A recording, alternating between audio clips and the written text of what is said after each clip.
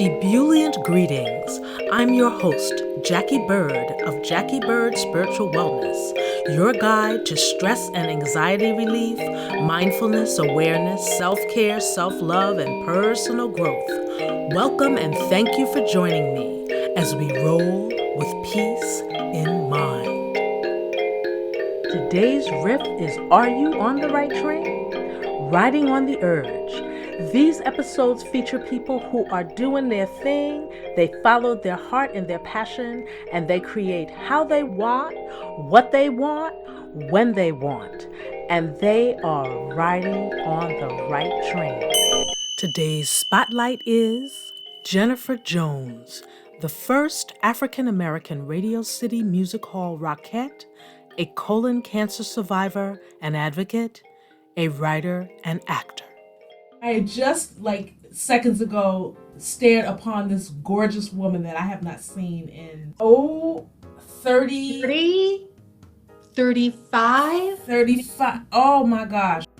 And thank God for social media. That's the only way that we've been able to see each other, connect and grow, but we haven't had a conversation. Now that we've gushed and everything and little tears and stuff, I am so grateful that you are here and that you have taken time to talk with us and share your journey. Please introduce yourself and tell us where you are from. My name is Jennifer Jones. I'm from West Orange, New Jersey, and I am the first African-American Radio City Music Hall Rockette. And bam, bam, bam, bam. And you know what? I think that around the last time that we saw each other, you told us that you had gotten this job. Yeah. So, folks, y'all heard of the Rockettes, the world-renowned Rockettes. In the 1980s, what year was that, Jen? It was 1987 that I was hired. Yeah. There had been no African-American Rockettes in the history of rocketting. There had been none, zero, zilch, nada. So the last time I saw you was around the time that you shared that with us. And what was so cool is that we were on that journey with you. Yes. And we were bouncing around on the hardwood trying to get a job, right? Trying to get a gig. Yes. And young dancers, singer, actresses, wannabes. And, by that point, though, I had been touring and stuff. So, I mean, we were in the throes of our career at that point. But I remember just the excitement of the process where you were auditioning and it was like you were still in the running and then you told us you got it. Can you just take us through the beginning of that process to the actual you are hired? Yes. So Broadway Dance Center and Frank Hatchett have such an impact on forming my career, learning the business, the people who were there, you, Sharon Wong, Sheila Barker, everyone there really kind of shaped me and taught me the ropes of how to audition, what to wear, how to dance. You were doing Frank Hatchett's warm-ups, I remember, and just those warm-ups were everything to me, how to take care of your body, how to dance, point your toes, all those little nuggets. So I remember it was in the room at Broadway Dance Center where we would all hang out. Yeah. And we were going through backstage, looking at all the auditions. The trade paper, yes, backstage. Yes. And I saw they were auditioning for the Rockettes, and I kind of blew by it. My parents brought me up on Broadway. I saw The Wiz 5 times. My parents loved Pippin. They were, avid Broadway people, but I had never seen the Rockettes. And I really didn't know much about them, what they did or anything. So I blew by it. And some of the gals that were sitting there said, Jennifer, you should go to this audition. You would be perfect. Apparently they had known the Rockettes, but I did not. And I was like, I don't know. I don't really think I'm going to go, because I was going to be a Broadway star. So the morning of the audition came, and I just woke up and I just had this feeling that said, Jennifer, go. I was always nervous at auditions, very intimidating. I didn't feel I did well, because for me, retaining choreography always took an extra day for it to like really settle in my body. So I wasn't really good at auditioning. So that morning I got up and went. The audition was at 10 o'clock and I got there around 9:30. And the line was wrapped around the music hall. And I'm looking at my watch, because there were no cell phones at the time. And it was, going towards 11 o'clock, and Frank Hatchett was having his 11 o'clock jazz class. And I was like, oh, I'm missing his class. Maybe I should just go to his class. But I said, I'm in New York to work as a dancer, and I have to get rid of these nerves, and having this line of beautiful women, to dance with, will surely help me. So I waited in the line, and they were calling in groups of maybe 20 or 25 to go into the small rehearsal hall to warm up before you went into the large hall to actually audition. So I'm in the little rehearsal hall, and the stage manager comes up and he says, all right, fill out these little comp cards. And when I ask for them back, have your picture and resume and your tap shoes in your hand. We don't want your tap shoes on because you have to get measured first. So finally he called my name in a group of 10, and I did not have a picture and resume, and I did not have tap shoes. But I went along and I made the height requirement cut, and I put on my character shoes. That was the only thing I had. And the choreographer at the time was Violet Holmes. She did not teach in sequences of 5, 6, 7, 8. She taught in sequences of ba-dee-dee-dee, ba-dee-dee-da, ba-dee-dee-da.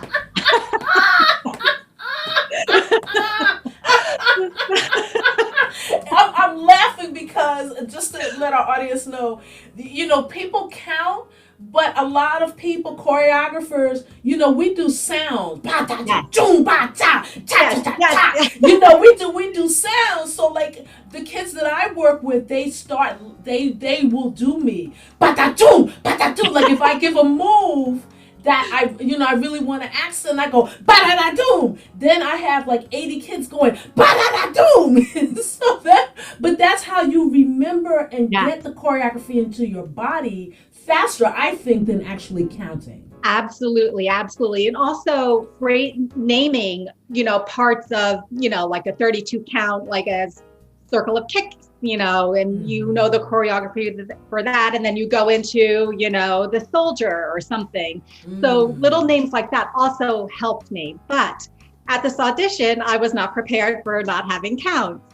So I made it through the audition. Of course, we had to do high kicks and can kicks, because they were hiring for Super Bowl and the Cheetah Rivera tour. So they were, there were two different shows that they were hiring for. So they said, thank you. I went to the back of the room to pick up my bag and get changed. And the stage manager came up to me. He said, Jennifer, we're giving you a call back. Bring your tap shoes and bring your picture and resume. Oh my God. So this was back in the day where I didn't have a computer and I didn't have anything. So I was living in New York at the time. I went back home to Jersey, found an old modeling headshot from high school. Ooh. Together a resume, and went back to the callback. So at the callback, of course, there weren't as many women, but I do remember one other Black woman being there. She was a Broadway girl. I was dating someone at the time who they were doing the same show, and I had met her before. And she was looking at me kind of competitively, but I didn't. She's trying to stare you down. Yes, but I did not know that they were searching for a Black woman. I did not know the history of the Rockettes. I knew nothing. So she knew, with her being in that, that groove of knowing you probably had an agent and everything, she knew that they were looking for a Black girl. I just kind of did my thing and I left. And I guess it was a few months later, I walked into the apartment and the phone was ringing, and I rarely answered the phone. And I usually let it go to, it was a voice recording. But this time I decided to answer it. And I picked it up and she said, "Hi, Jennifer, this is Violet Holmes." And I was not expecting it. And she said, "I'd like to offer you the Super Bowl halftime show." And I got nervous and I broke out in a sweat and I said, "Can I call you back?" Are you kidding me? Are you kidding me? No, I was like, I got nervous. I was 18 years old, 19 years old. So I called her back a half hour later and I said, "Yes, of course. I'd love to do the Super Bowl halftime show." And it was my first professional job, aside from doing videos and some modeling jobs. So this was like on a grander scale. So it kind of gave me that jolt of, this is happening. So I signed on to do it. And a few nights later, I was up watching the 11 o'clock news. And Sue Simmons came on and said, "Radio City Music Hall has just hired their first African-American dancer as a Rockette." And I said, I wonder who that is.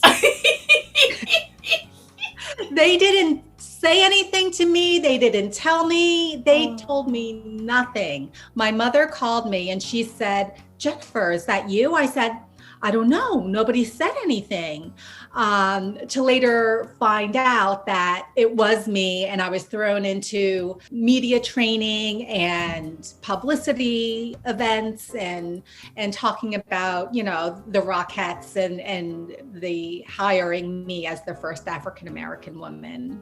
So you had to do a lot of catching up in terms of history and learning about the Rockettes and everything. I did try, but a lot was hidden from me. And I was so busy at the time and the founder was still alive. Wow. So there was a lot going on. There were some people who were very happy that the line was getting revamped. Right. Yeah, I know. But there were people who did not want me there, and they made it clear. And some of those people were in the publicity department who could take advantage of making me look not so good in a certain type of light. Wow. But on the other hand, there were people who were happy to see, finally. How many years had it been before they hired you? So the Rockettes were founded in 1925 in St. Louis, Missouri. Russell Market, he wanted a line of women who looked like the Tiller Girls. It came off of an idea from the Tiller Girls. And he wanted the line of having all these women look like one dancers doing the same choreography and end with a kick line. And he thought that having a woman of color on the line would distract and it would not look like all one dancer. The Rockettes' home, Radio City Music Hall, became their home in 1932. So that's where they get the name Radio City Music Hall Rockettes. But they were founded in 1925, but their home was established in 1932. So he was alive and he still did not want a woman of color on the line. And it was his 90th birthday party. And a lot of the Rockettes were going, and even some of the newly hired Rockettes were going to go, but I was not invited. So he was still like in this mindset of thinking that this was going to distract and, bring the line down. I think. I can't speak for him, but that's my thought process. One of the ladies in the media department, going on to a line of 36 women who have been there for about 25 years. They have their family. They know the choreography. They know how to do the kick line. They know all the lingo. And for me coming in, I had a lot of catching up to do. There were two things that really stood out to me at 19 and being thrown into this trailblazing position and, being, representing other women and, opening doors. She said, "Don't worry about media. We'll wait till you feel comfortable with the choreography, then have them come into rehearsal. So, you can get a good feel of what's going on. The first day I was sent into a costume fitting that took about 45 minutes. And then I came back, there was media right in front of me. Oh my goodness. And not only did I learn just a little piece of the combination, they went on to do, 32 more counts. And it was, and I could tell the people, the media, they've just, were so embarrassed to even be there. Their heart really went out to me, and they knew that I was feeling embarrassed, and they probably think that I don't know what I'm doing, and but they did get a good shot. The media did go over well, and they put me in a very good light. And the second thing that really stood out to me was the Super Bowl halftime show was being held in San Diego. And so we had to fly out there, and that's about, 5.5, 6 hour flight.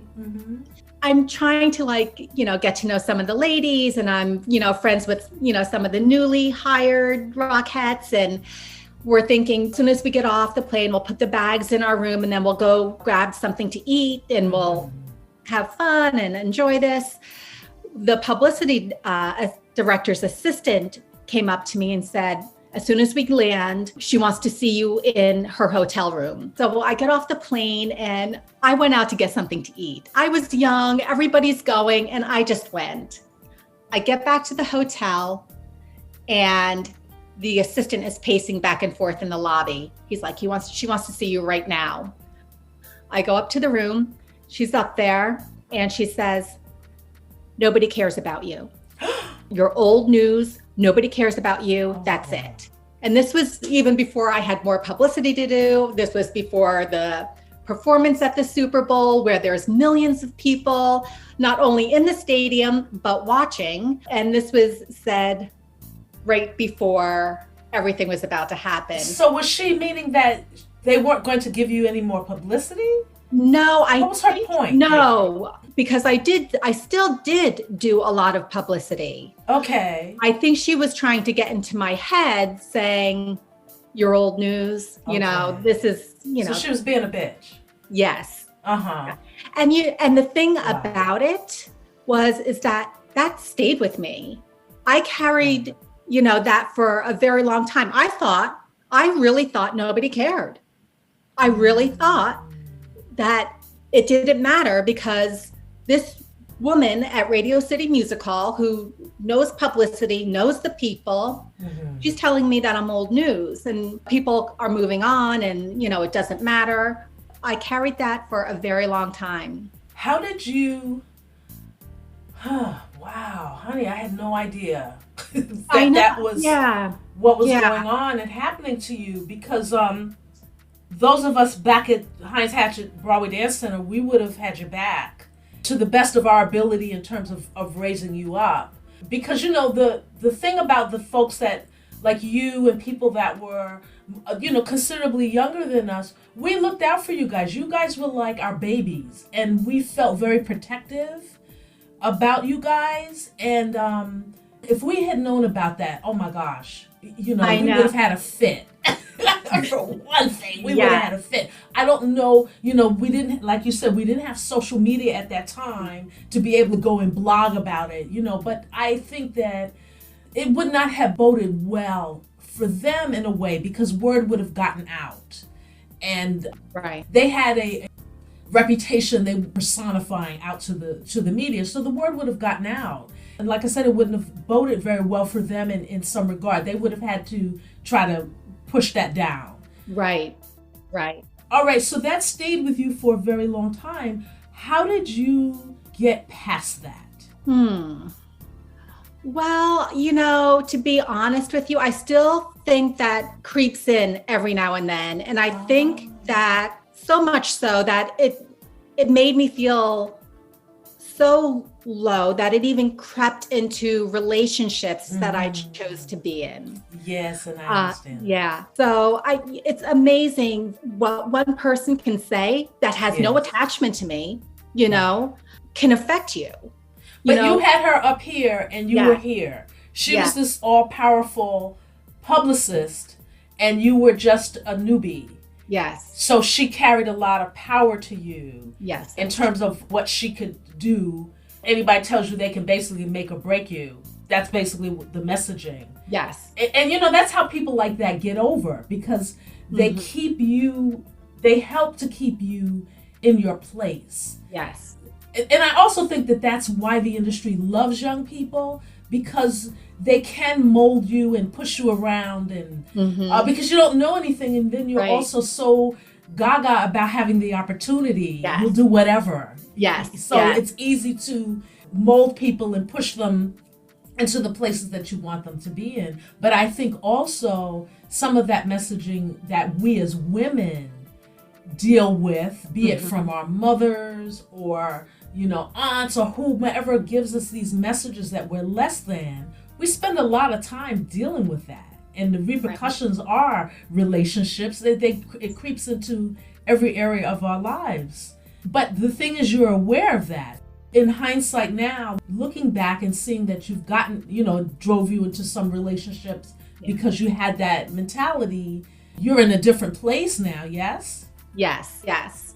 So one of the things that whenever I start to feel that, I look at myself and I say, I'm allowed to shine, and I don't have to dim my light to bring somebody else up or make somebody else shine. Please say that again. Please just say that again. There's someone that's going to listen to this and that's listening and they will need it. Please say it again. I've decided not to dim my light and let my light shine. And I think there's room for everyone to have their light, and they should let it shine, because I thought I had to dim mine to make you feel better, but there's room for all of us. All of us have gifts, all of us. And that's the beauty of it. I got really tired putting myself down to make everybody else feel better. Sometimes that's not accepted. Some people, don't like me for it, or they think, I'm boastful, but I'm not. There's room for everyone. Yes. And that's what I love.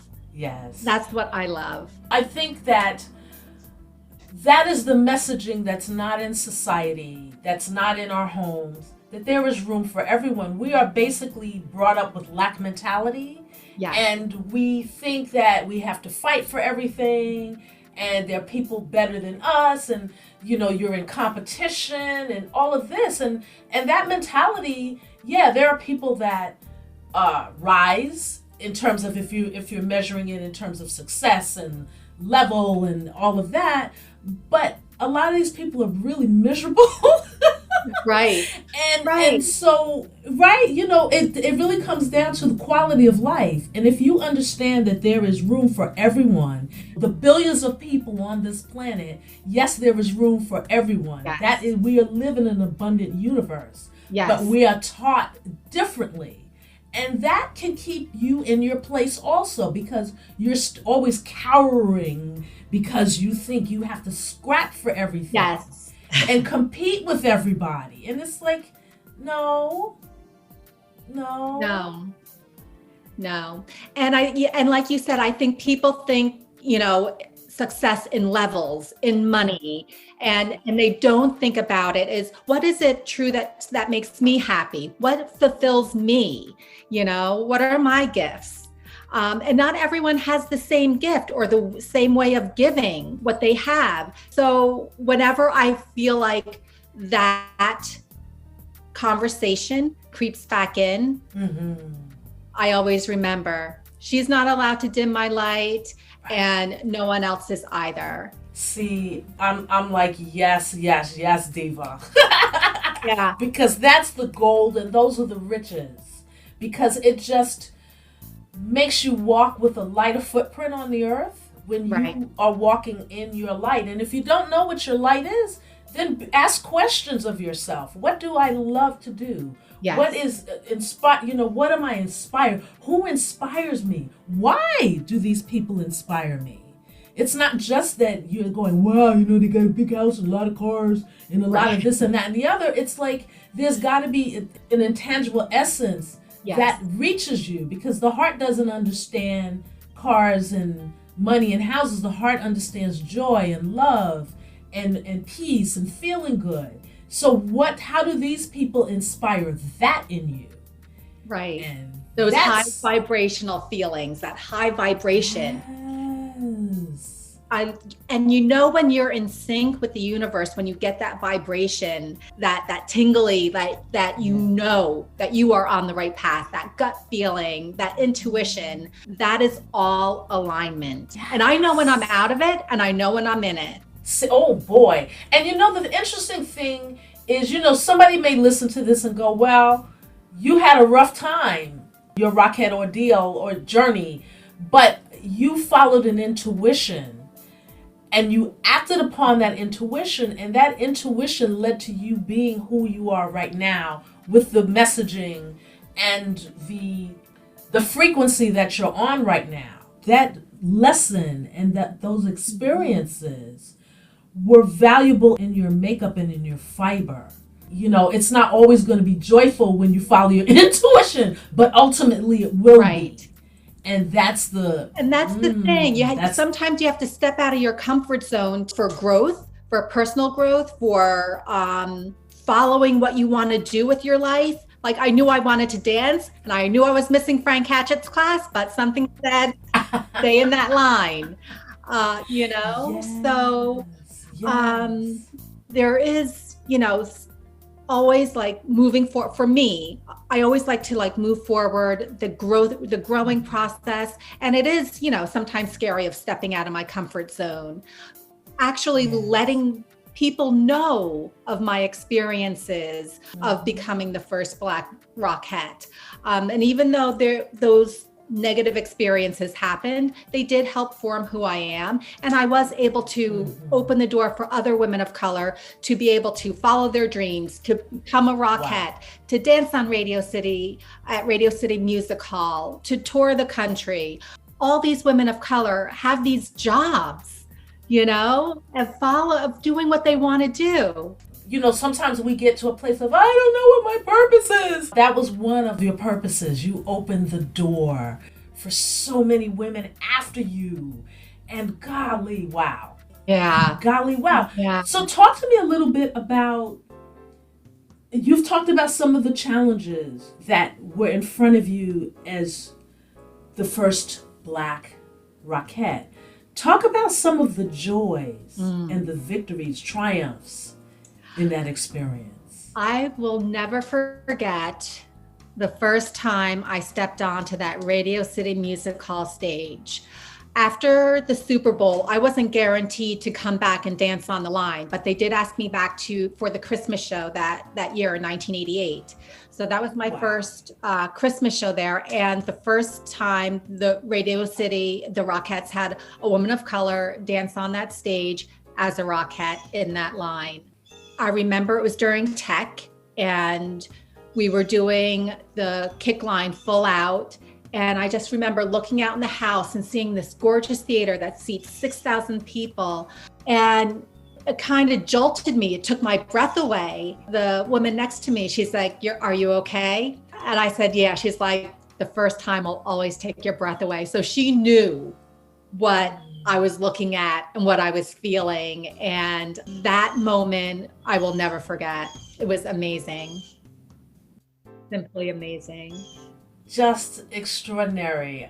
I think Radio City is the most beautiful theater I've ever performed in. A historic landmark in New York City. It has the Carroll Stairs, the Passerelle. It has moving elevators, a turntable. And the design was made to feel like you were in a sunset. It's just the coloring, the way the carpet is put in. They redid all the chairs and the contour. They have 2 organs that play during the Christmas show, 15 minutes before and 15 minutes after. It's just a beautiful, beautiful place. That is pretty awesome. So how long were you on that line? I was a Rockette for 15 years. And Wow. during that time, I was able to have 2 children and a leave of absence. It was a rostered position. So at that time, women could take maternity leaves and then come back and have their place on the line, take a leave of absence if they had to take care of a family member or if they were ill, and then come back and have their place on the line. You had full-time benefits. As I was leaving Madison Square Garden, Jim Dolan bought the Rockettes and he broke the roster. So now the women have to audition every year. There's no job security. There's no maternity leave. There's no leave of absence. Yeah. So some of the rostered girls fought to keep that roster in line because as a line of women, you need it, Yes. But he broke it. And at that time, I was on a leave of absence. I was doing 42nd Street on Broadway, but I still went and I picketed and I, was talking to the media about not breaking the roster. But unfortunately, it was broken. You mentioned that you were doing 42nd Street on Broadway, one of the most famous musicals to run on Broadway ever, ever, ever, ever. Had you left the Rockettes to take 42nd Street? Yes. So my last Rockette job was the inauguration of Bush Jr. in Washington, D.C. And actually on the train ride back, I got a call to audition for 42nd Street.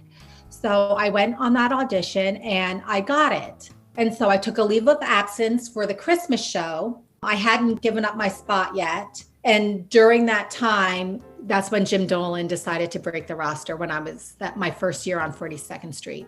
After he broke the roster and my big mouth of trying to keep it, I was like, there's no way that he's going to have me on this line. So that's when I decided to leave. Wow. What a turning point. Yeah. So from that point, from that point, you did 42nd Street and then what happened after that? Did you do other Broadway shows? I did not. I did 42nd Street from beginning to end, and that closed in 2005. At that point in my life, my kids were very young. They were about 4 and 5, and I was going through a horrific divorce. So, know about that. I had one of those. Oh, Lord have mercy. I know about those. Oh, yeah. So I really had to take some time and focus on getting a 9-to-5 job, getting some stability for my kids because, of course, auditioning does not pay the rent. And I was working at night and the weekends, and I really wasn't getting some time that I needed with the kids. So I decided to step out and focus on them and get a 9-to-5, which was not easy for me at all because I went to a 2-year college, but I did not get my associate's degree. I don't have a 4-year college degree. So not having college education, I really had to work my way up the ranks. And that was very difficult. What type of work did you go into? I went into administrative work. And my first job was at a mortgage company, and I was a front desk receptionist. And again, I have the little voice in my head that's saying, you're old news, nobody cares. So this is still all going on. Like I'm washed up, nobody really cares, about my dancing career, that I was the first. So I still had like all these conversations going on. I got a job at this mortgage company, and then the mortgage bubble started hitting. And it was a very 2008. Yeah, so it was a very small company, and he was one of the first ones to feel it.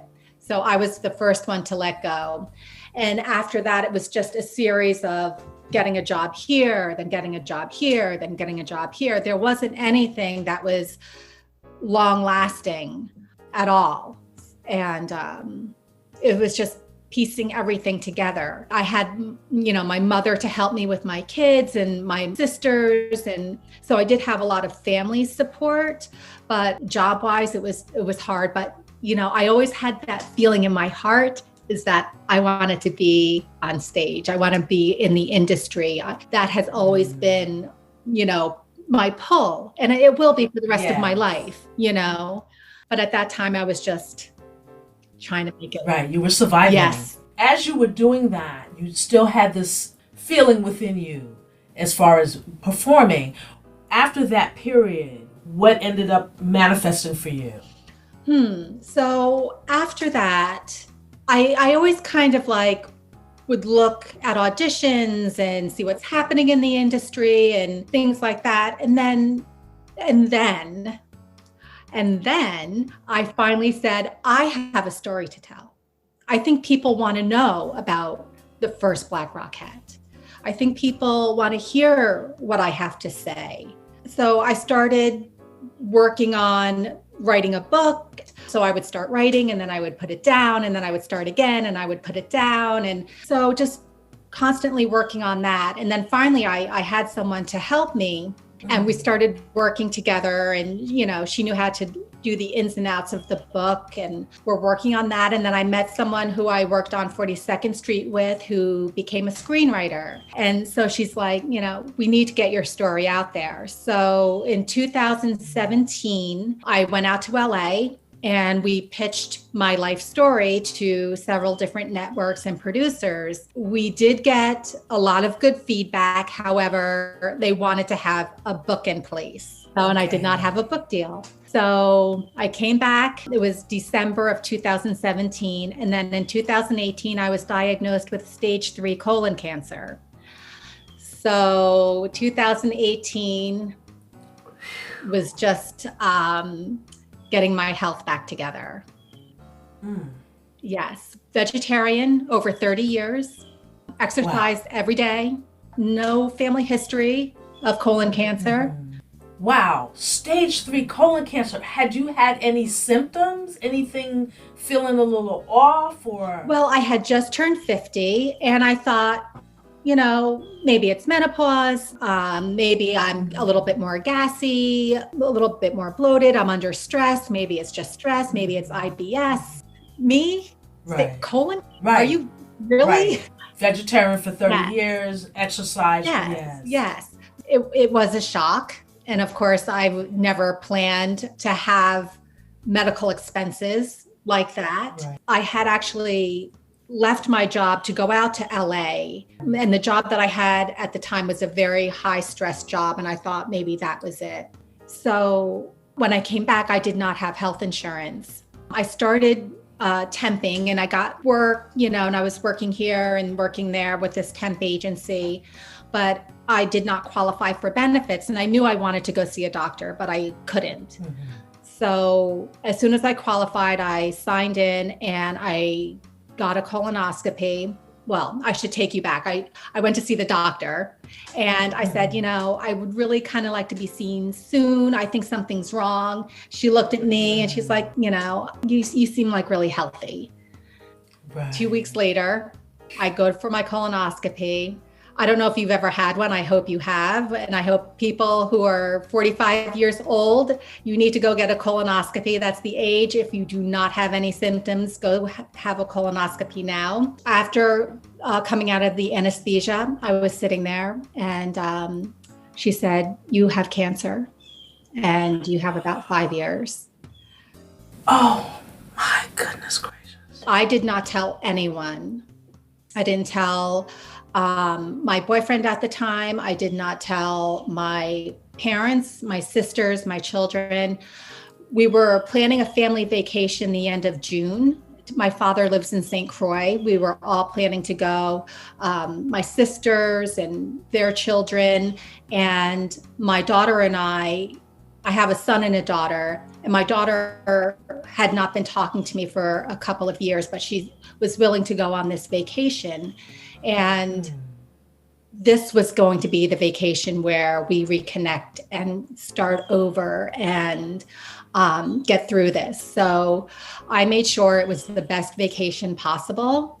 And it was the last day of my vacation that I sat down with my family and I told them that I had cancer and I had 5 years, which is a lie. I have more than 5 years. I'm going to be around for a very long time. And they said, you need to go to Sloan. So I made my appointment at Memorial Sloan Kettering and 8 rounds of chemotherapy and 1 surgery later, I am cancer free. Okay, another moment I'm about to cry. All right. oh boy, my stepmom had colon cancer. Oh, Jacquie. Yeah, she was stage 3. And she was in her late 70s. Oh. Yeah, and she had other issues, high blood pressure, etc. But I'm telling you, that woman is, she's something else.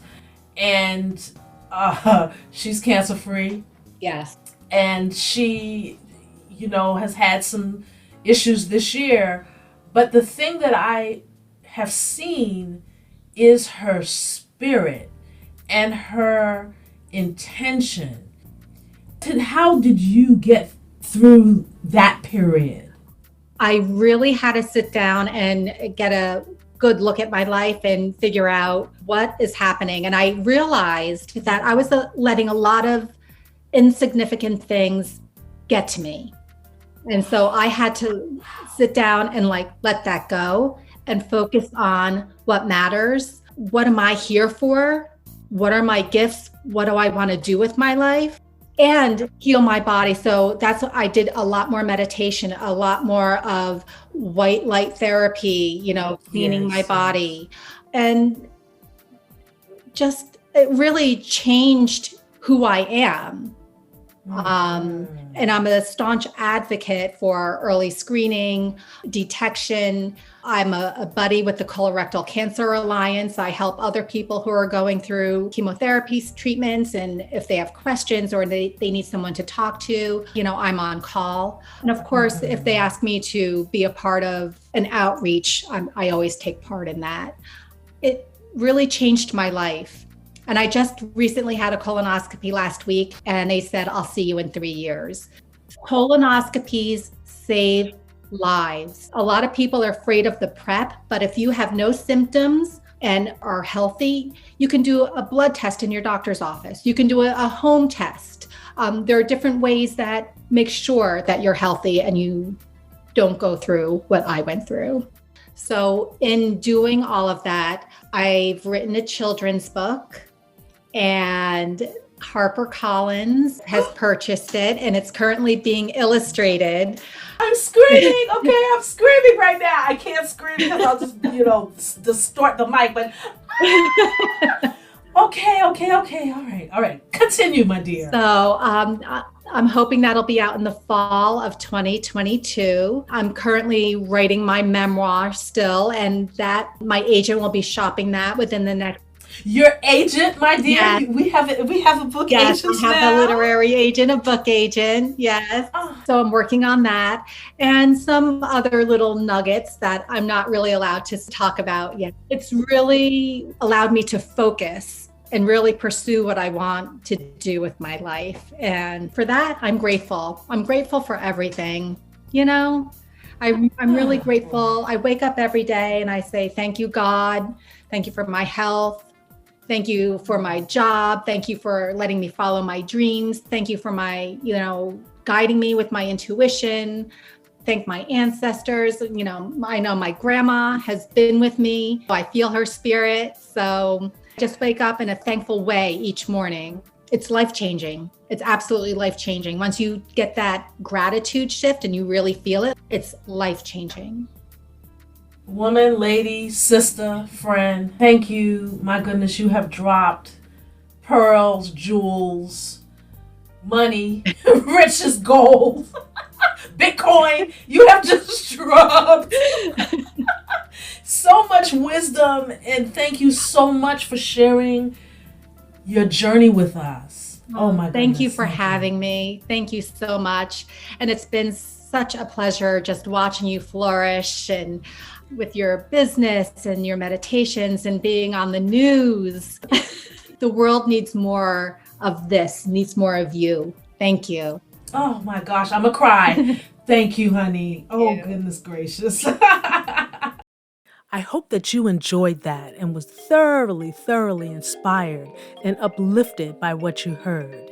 If you are in a situation currently that is unfulfilling to you, be it a job or a career you've been pursuing, and you feel like there's something else that you really want to do or you already know what that is, get quiet, sit still, Breathe in and out deeply and begin to envision what that is that you wish to create. And remember, there's nothing too big. It's only small ideas. Think big and write that down. What is it that you wish to create? Write it down, put it in your phone, speak it out loud to people that are supportive of you, and go for it. Go for it. Don't delay. Start now, even if you plot in your mind what your escape plan is going to be. But go for it. This life is meant to be lived to the fullest. Take advantage. No matter what is happening in your life right now, there can always be room to create more. Thank you so much for listening. Please remember to visit JacquieBirdSpiritualWellness.com. Join my mailing list. I have audiobooks, guided meditation videos, and audio and meditation music, everything for inspiration and to help you relieve stress, increase your mindfulness and awareness and presence. And remember to always roll with peace in mind.